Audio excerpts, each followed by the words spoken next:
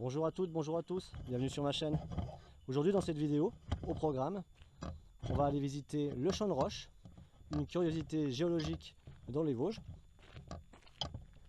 Je vais ensuite vous montrer le fort Christinson, un terrain d'airsoft qui à l'occasion sert pour des bivouacs avec autorisation du propriétaire. Je vais démarrer un feu avec du genêt séché et je vais vous parler du vêtement de pluie et en particulier de celui que je choisis pour mes randonnées, c'est-à-dire le poncho. Aujourd'hui, toute petite promenade dans un secteur très près de chez moi. C'est un secteur que j'ai choisi pour faire une vidéo parce que j'ai pensé que ça pourrait intéresser ceux qui aiment bien tout ce qui est un peu curiosité géologique. Donc cet endroit là se trouve dans les Vosges, sur la petite commune de Barbétrou, et il s'appelle le Champ de Roche. Alors, je ne vais pas vous faire la lecture. Je suis certain qu'en allant faire un tour sur internet, vous trouverez tout ce qu'il faut sur ce secteur. Alors la question c'est comment ces pierres sont arrivées là. Je ne vais pas vous raconter que c'est moi qui les ai mis une à une. Donc il y a plusieurs hypothèses. Celle qui me semble la plus vraisemblable, c'est des glaciers qu'ils auraient transportés, empilés et déposés en fondant. Donc le Champ de Roche. Alors quand j'étais gamin, je ne sais pas si ça se fait encore avec les gamins d'aujourd'hui, mais on faisait la course là-dessus en essayant de ne pas se casser les chevilles. Le premier arrivé au fond ou le premier arrivé aller-retour, il a gagné. Il a le droit de continuer à marcher normalement s'il ne s'est pas cassé la figure. Voilà. Donc ce secteur là qui est aujourd'hui très forestier, il faut l'imaginer il n'y a pas si longtemps que ça, peut-être une cinquantaine d'années. C'était des champs, 50-60 ans c'était des champs.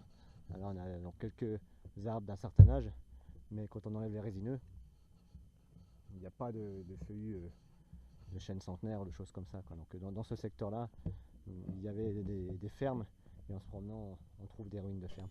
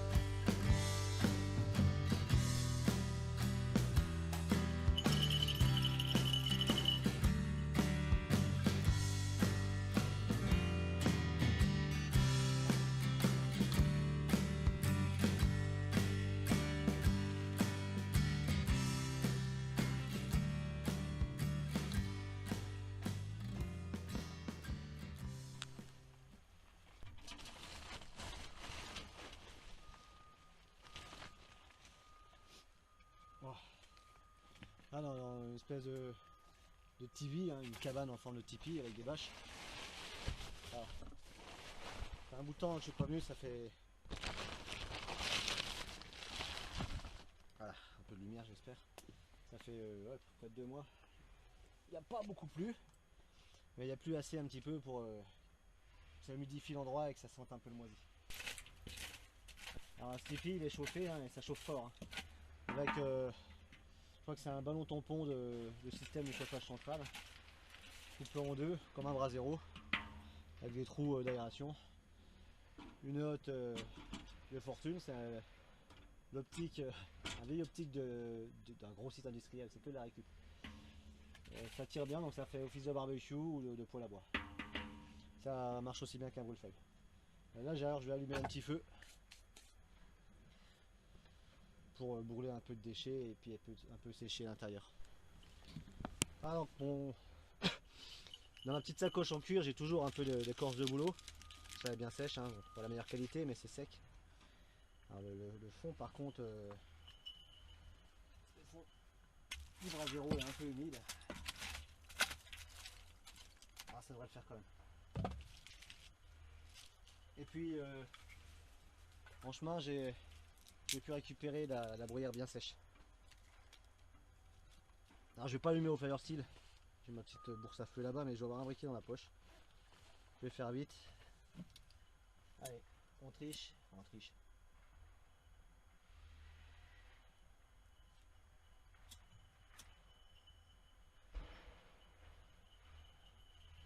Alors le genêt, quand il est sec, hein, sous cette forme là, bah, c'est un très bon produit, très bon combustible pour démarrer un feu. Automatiquement, hein, il est fin, il est sec, c'est un peu humide. Donc c'est fin et c'est aéré. À partir du moment où la flamme commence à monter dedans, je vais dire c'est du tout cuit. Pas non plus victoire. Hein.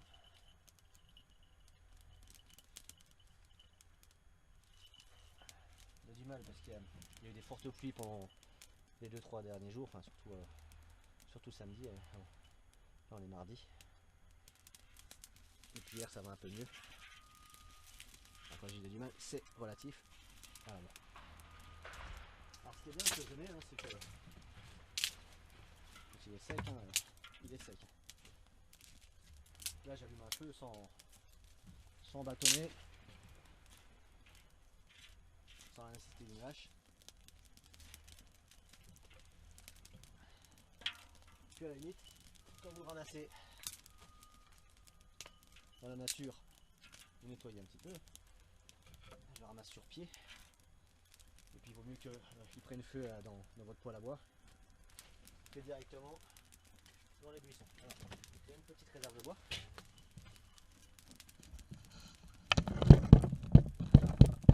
Voilà. Là où j'ai mon sac posé, hein, j'ai une petite réserve de bois derrière. Sur un banc fait avec une tronçonneuse hein, par un de mes camarades.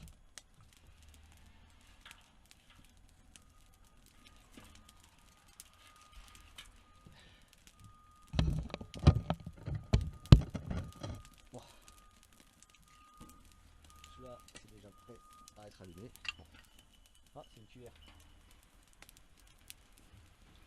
Ouais, il y a le droit quand même. On en fera une autre. C'est pas une cuillère, c'est une spatule. Voilà, là je mets du bon bois pour le démarrage. Un beau morceau d'épicéa. On en trouve plein dans son droit. Ça fume hein, forcément. Et je vais améliorer le tirage. Voilà. Ouais, en le poussant un peu, on voit que la flamme elle sort au bon endroit. Ça fume aussi. Alors quand ce sera bien chauffé au niveau du conduit et tout sera chaud, ça fumera moins. En poussant un peu le feu, on aurait la flamme qui sortirait par là. Je pourrais faire une popote.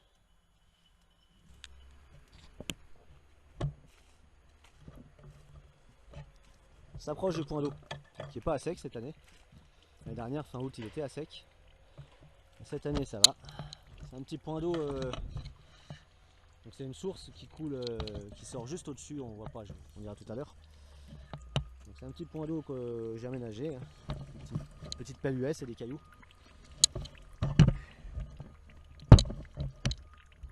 une bouteille en plastique. Faire un jet correct. Alors, quand ça bouge régulièrement.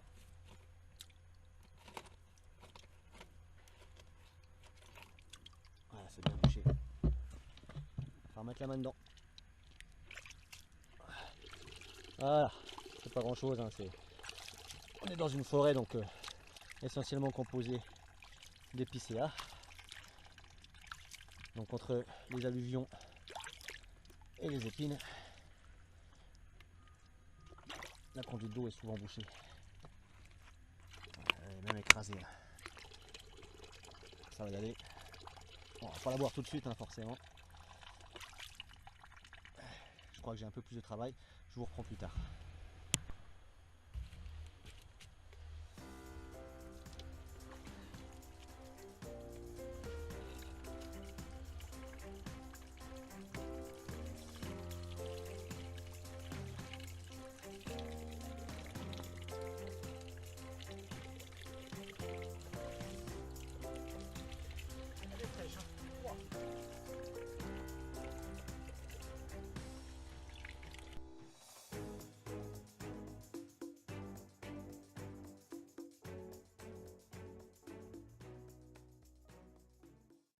Là, je me suis pris le temps d'une postée.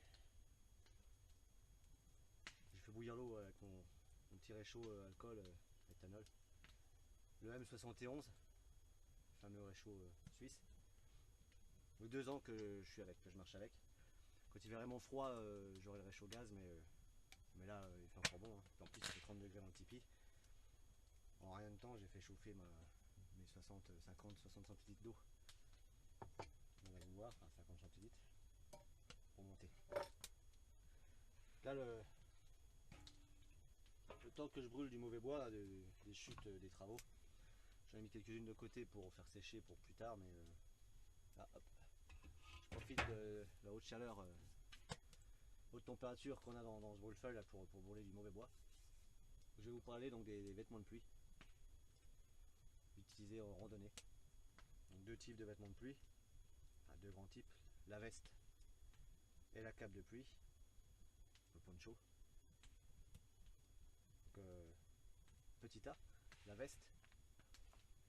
Alors la veste, je reconnais l'avantage de ne pas être encombrante et de ne pas avoir de prise au vent. Ça c'est les gros avantages. Sur un sentier étroit avec des ronces, des buissons épineux, on s'agrippera moins le bas de la veste ou la veste qu'avec une cape de pluie.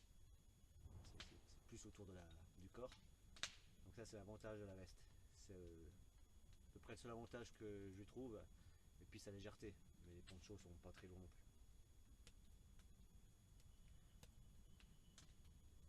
Donc vous comprendrez, j'ai pas opté pour la veste. J'ai opté pour le poncho. Plusieurs modèles, hein, plusieurs types. Alors les inconvénients du poncho, parce qu'il y en a quand même, c'est qu'effectivement il offre une plus grande prise au vent et il est encombrant. Donc quand vous marchez sur un sentier étroit, le bas du poncho a tendance à se faire accrocher assez facilement. Ça c'est l'inconvénient du poncho. Le poids, honnêtement, moi je trouve pas ça lourd. Hein. Je sais pas ce que j'ai fait du mien, j'en ai un là. Ah, j'ai pris le mien. Il pleut pas aujourd'hui, mais bon, j'ai pris quand même. Voilà, 290 grammes pour ce modèle-là. Dans une grande chaîne de magasins, il fait 25 €. Alors ce modèle-là, je l'ai pris parce qu'il a des manches. Je reviendrai dessus.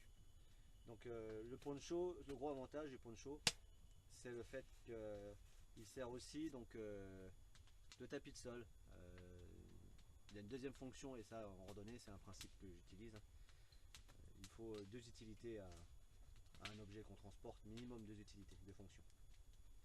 Alors il peut aller en journée sur un banc humide, sur une pierre, un tronc d'arbre couché donc un peu humide hein, pour la pose casse-croûte ou la pose thé. Il peut servir aussi sur la neige. Et puis bon, de temps en temps aussi il sert à mon chien. En tapis de sol, c'est assez rare mais ça peut arriver. Et, bien sûr le soir au moment de dormir, donc soit je suis en refuge, c'est 95% du temps c'est refuge, 99% du temps c'est refuge. Le sol n'est pas toujours on va dire net, peut avoir des petites têtes de pointe qui dépassent du plancher, des petits cailloux, des choses comme ça. Alors je balaye avant, mais voilà, on n'est jamais à l'abri de percer le matelas gonflable. Donc je vais le mettre en dessous. Je préfère percer le poncho, un petit trou dans le poncho aura moins de conséquences qu'un petit trou dans mon matelas gonflable. On bivouac dans une tente sous un tarp, c'est une protection thermique supplémentaire par rapport au sol. Sous un tapis mousse, c'est valable aussi de mettre ça, hein. Moi j'ai opté pour le confort avec le gonflant, c'est tout. Donc ça c'est l'avantage du poncho. Autre avantage du poncho qui justifie mon choix, c'est qu'il englobe le sac à dos quand il pleut. Même si les sacs à dos sont dotés pour le grand nombre de modèles d'une protection intégrée, hein, un truc qu'on déploie sur le sac, bah moi j'ai pas à le faire, j'utilise juste mon poncho. Alors à ce titre, essayez, parce qu'ils sont pas tous taillés pareil. Celui-là fait 167 minimum jusqu'à 176 cm maximum, hein, pour les tailles. Donc moi je suis à 1m69, 70. Il englobe le sac et c'est très bien. D'ailleurs on a un petit logo qui l'indique. Voilà. Sinon il faut essayer en magasin quand c'est pas indiqué. N'hésitez pas à prendre un sac à dos dans les rayons, le poncho par au-dessus et vous voyez, parce que c'est quand il pleut en montagne qu'on veut essayer pour la première fois et ça englobe pas et c'est pénible. Voilà. Autre chose, donc mon poncho, comme il est assez grand, quand il pleut fort, j'arrête, je me fous à l'abri comme je peux sous un arbre s'il y a. Je me mets accroupi ou assis sur une souche, une pierre, je déploie le poncho et je mets mon chien entre les jambes. De toute façon, il y vient direct, hein. Il a l'habitude, il connaît, et on attend que ça passe. Donc avec la chaleur animale, on se réchauffe. Ça, pas possible avec une veste de pluie. Quoi dire d'autre sur le poncho? Préférez un modèle avec manche. Avant j'avais un modèle sans manche. Donc ce modèle là il fait 25 €.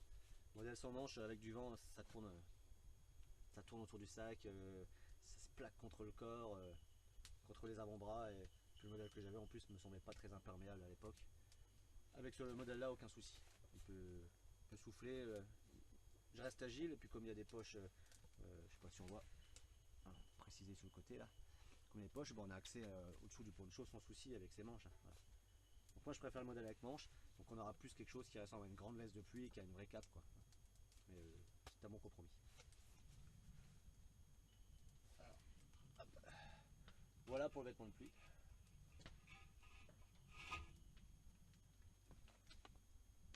Il fait vraiment très chaud.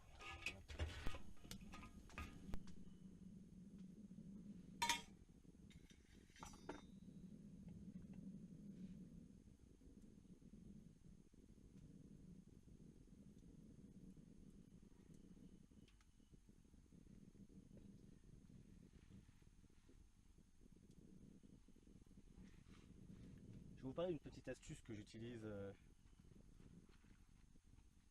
avec le poncho. Que ce soit le poncho, la veste de pluie, le kawaii, justement le kawaii, hein, ce sera toujours le même problème. Si vous serrez la capuche, parce qu'il y a du vent, vous serrez la capuche autour du cou, avec le petit cordon élastique prévu à cet effet, vous aurez un souci, Danny Boone en parle dans un sketch, c'est que la tête elle tourne mais pas la capuche. Donc dans vos mouvements de tête, à gauche, à droite, en haut, en bas, votre capuche sera pas solidaire de votre tête. Donc ça gêne, honnêtement c'est vite énervant. Déjà quand il pleut, c'est pas agréable de marcher, enfin quand il pleut beaucoup, d'être recouvert d'une cape ou voilà. Donc si en plus vous avez ce petit détail, ça agace vite. Et puis c'est pas pratique, quoi. Vous pouvez pas regarder au-dessus de vous, voilà, c'est dommage. Donc moi j'utilise un truc tout con, hein. Je prends le bandeau, la frontale, et je vais solidariser donc la capuche avec le bandeau. Un simple élastique suffit, hein. Mais bon, pourquoi porter un élastique en plus dans votre sac si vous avez déjà une frontale? Donc c'est quand même pas mal parce que s'il y a du vent, vous y échappez pas, hein. S'il n'y a pas de vent, vous pouvez encore porter la capuche sans la serrer, mais s'il y a du vent, bah, ça va voler en arrière sans arrêt. Donc ça c'est sympa. Alors moi j'en profite pour parler de ma frontale, hein. C'est pas la frontale du siècle, d'ailleurs c'est pas une frontale, c'est un bandeau de frontale sur lequel donc j'ai viré la lampe d'origine qui n'était pas satisfaisante, qui éclairait pas super bien et qui fonctionnait avec des petites piles R6. J'aime pas emporter de piles, c'est du poids et du déchet. Donc je passe en chargeur USB, en matériel USB. Donc c'est le cas de cette petite frontale hein, qu'on trouve dans un grand magasin.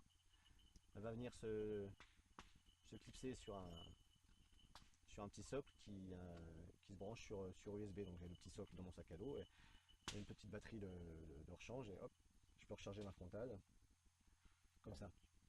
Donc cette lampe, je peux l'accrocher au plafond.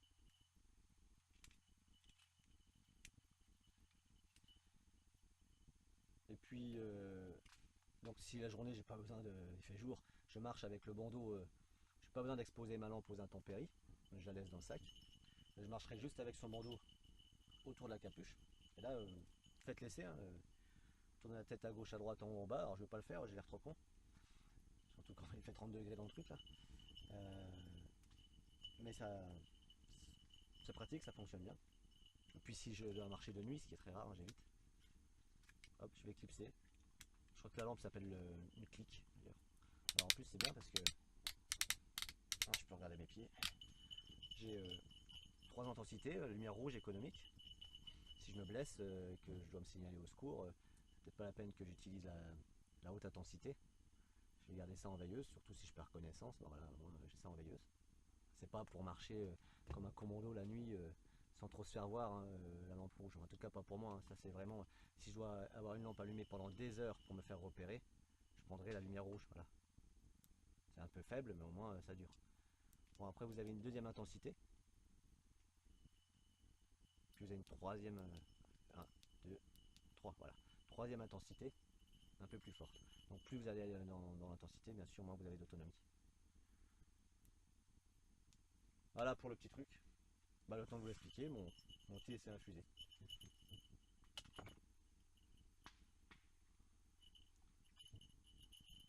Donc j'ai plus rien à vous expliquer sur cette vidéo, hein, j'ai juste à voir tranquillement. Je vous remercie d'avoir regardé.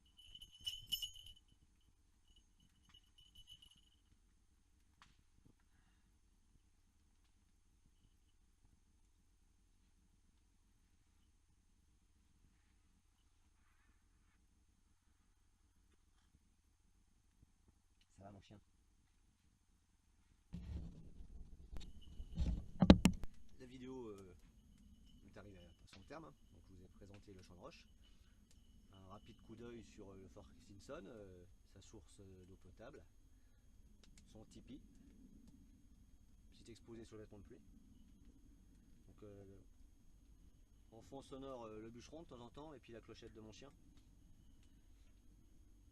J'espère que ça vous a été utile. Par exemple le truc d'allumer, de démarrer un feu avec du genêt, hein, on n'y pense pas forcément. Ça vous évite de devoir bâtonner quand vous voulez faire vite à l'approche d'un bivouac. Vous voyez du genêt sur le bord du chemin, ça pèse rien en plus quand c'est sec. Donc c'est le petit truc comme ça qui va bien. Quand vous n'avez pas trop d'outils notamment. Je vous remercie d'avoir regardé donc. Et puis je vous dis à une prochaine vidéo.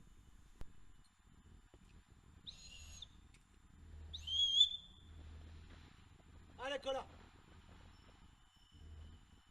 viens. Viens mon chien.